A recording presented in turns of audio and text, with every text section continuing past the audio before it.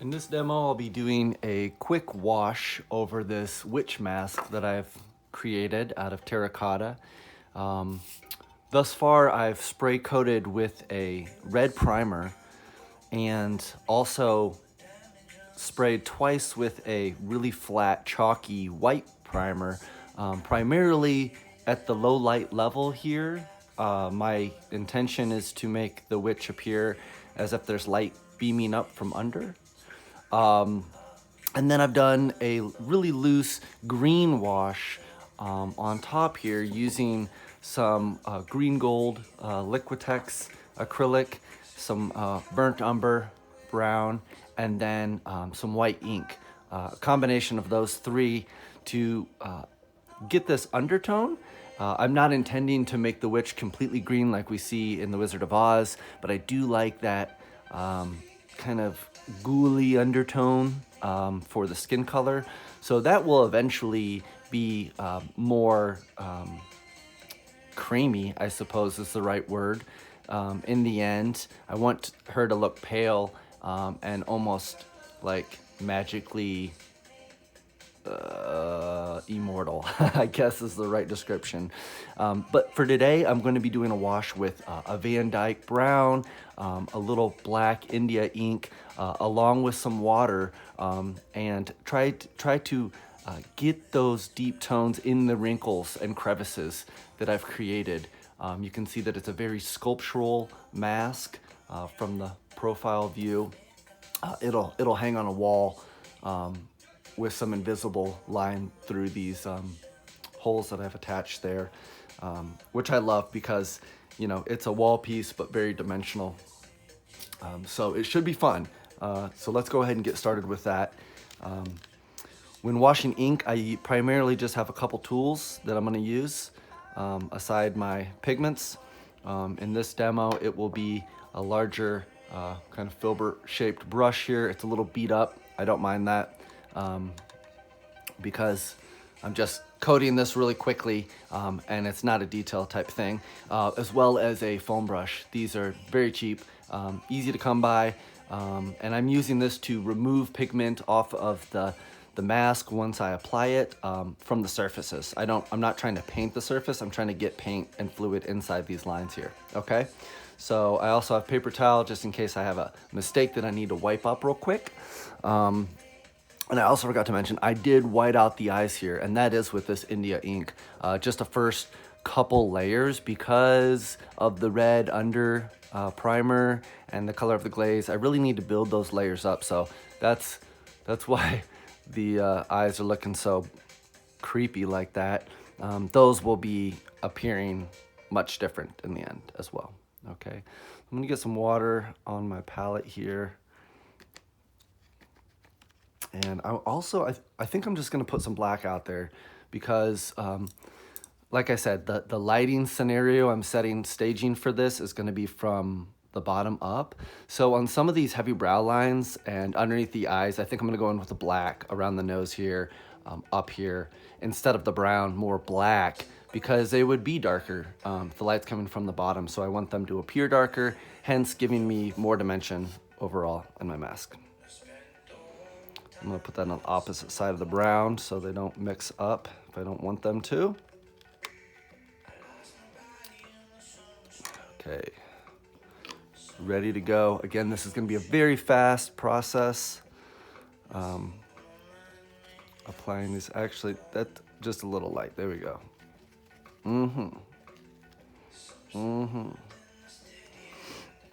I tend to work in one area and move around and quite quickly. So that's the brown. So I want the brown to be down here. Let's just go ahead and start under the nose.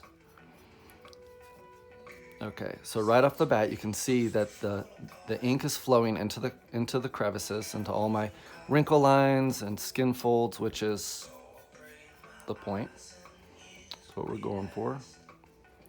We'll apply that on there. Spread it around as much as your ink allows you. If you spread too far, it's gonna get light like this, and then I just need to go over it anyway. So I'll just stop there, come back in, and wipe off any of the ink that's sitting on the surface of these forms here, curves.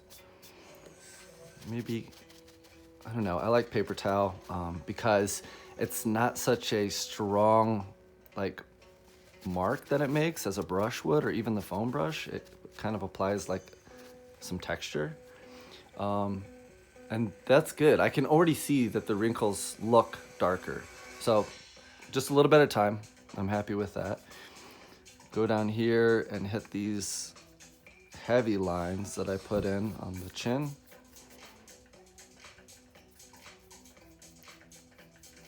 Both sides, I suppose. Now this ink dries fast. If you're using acrylic that would be mixed with a medium, that may dry even faster. So you have to kind of set your pace here and, you know, work with your attention, not being distracted. I don't recommend like watching a movie or anything because you just need to see what you're doing all the time, constantly. If you leave the ink or paint or pigment on the surface and it dries, then you have to fix that. If you know, you have to go back in, and it's just easier to add paint than take it away. So I apply light coats and just build them up. It doesn't take much time at all, honestly. The ink dries fast to the touch in 15-20 minutes or something like that. The paper towel is also nice because it's, you know, an organic form that you can bend and bind and twist and get into areas that the foam might not be able to reach for you. Okay, that's not bad either. Switch sides.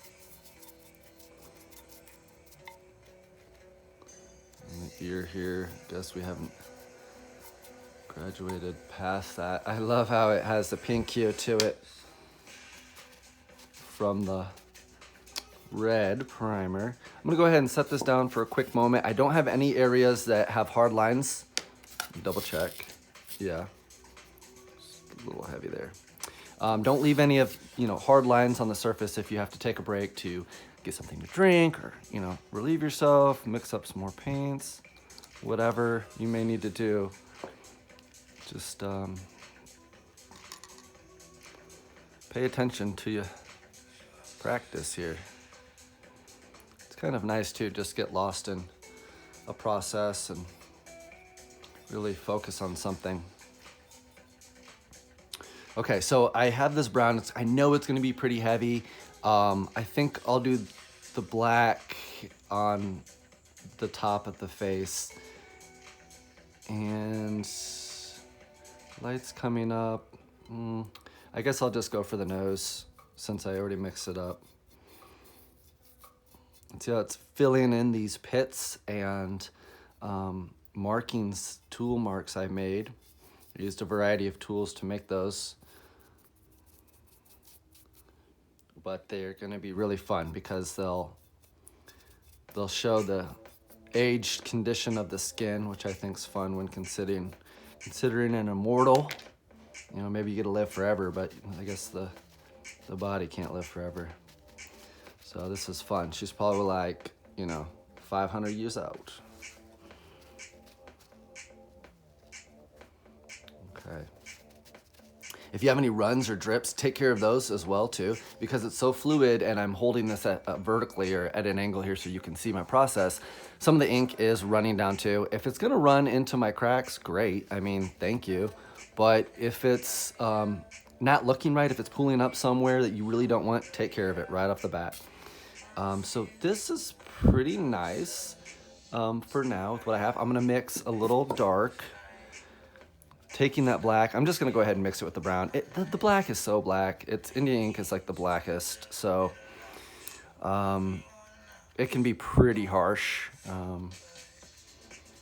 And because this isn't like, I don't know, too sci-fi, I actually want the skin to kind of be realistic, or at least plausible, possible, something.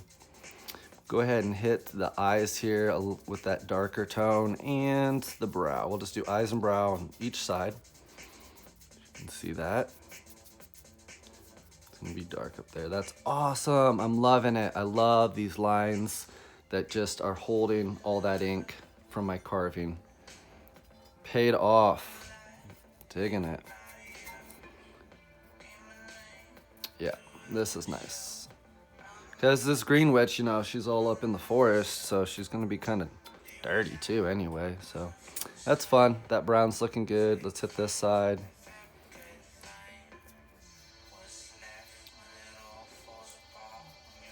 I'm paying pretty close attention not to get into the eye right now. I will wash that with a brown. It doesn't need to be this dark though.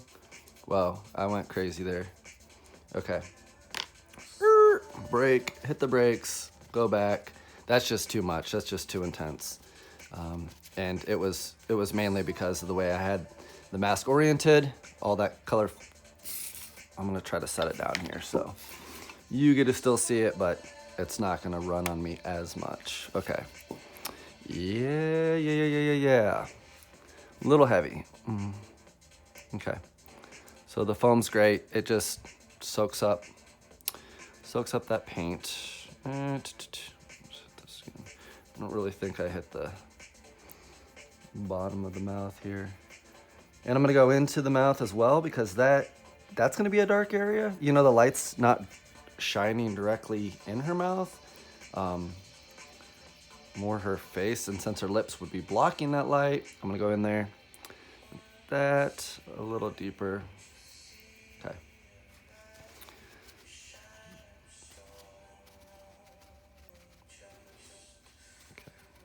That is just fine for me. A little darker, even more so here as I go ahead and paint the top side. Let's flip this around. You can see better. There we go. This is the top of the forehead. Up here, I have actually made these insert holes. I'm gonna put like synthetic hair in this mask and have it like trailing down, or I'm not sure yet, but I know I want to do it. So that's what these holes are. And so I'm gonna go ahead and like really blast these guys with this dark color so it goes in. I can still see the orange of the bisque ware. Go in nice and dark, and I don't really want the viewer to see much of the top of the head anyway. It's gonna be the hair. The hair is what I want to showcase. Go ahead and brush on the forehead. Remember, it's a little darker because of the light. And if this thing's top lit, and it's, you know, home or wherever it's gonna be displayed, that light's gonna really highlight the top of the head anyway, and I need to kind of neutralize that. So I'm gonna make the top darker because that's my goal. And it won't be as strong. Like if the lights are hitting it, like the green's gonna look lighter, and I want the bottom of the face to be the lightest part, so. Just kind of spreading some of this paint around to the back of the ears. I'll let this dry. I said paint, I meant ink, because that's what this is ink. But you may have paint. I use both, all of it. Water-based pigments, dyes, paints, acrylics, all of it. And I guess, like we said, the nose here wouldn't be getting light, so we'll just darken that up a little bit. Also very important to blend as you're applying this paint. You really don't want to leave these hard lines, so I'm gonna come in and fade those out just so you don't have like, I really don't like brush marks on a piece like this. It already has the texture. No need to add something that looks, I don't know, unintentional to me, I suppose. So again, another reason why I use the paper towel to kind of blend, fade out my areas if it is too thick. I'll do another video blending in fades and gradients and all that fun stuff. I think we're all done here. Let's take a look at a lady. Pretty good, I think. I'm starting to neutralize that overall, like just way too green tone. Got a bright light on it right now, so it's super reflective. But it will have a flat appearance as well in the end because I want her to have dry, pale, eternal skin. Anyway, there's that.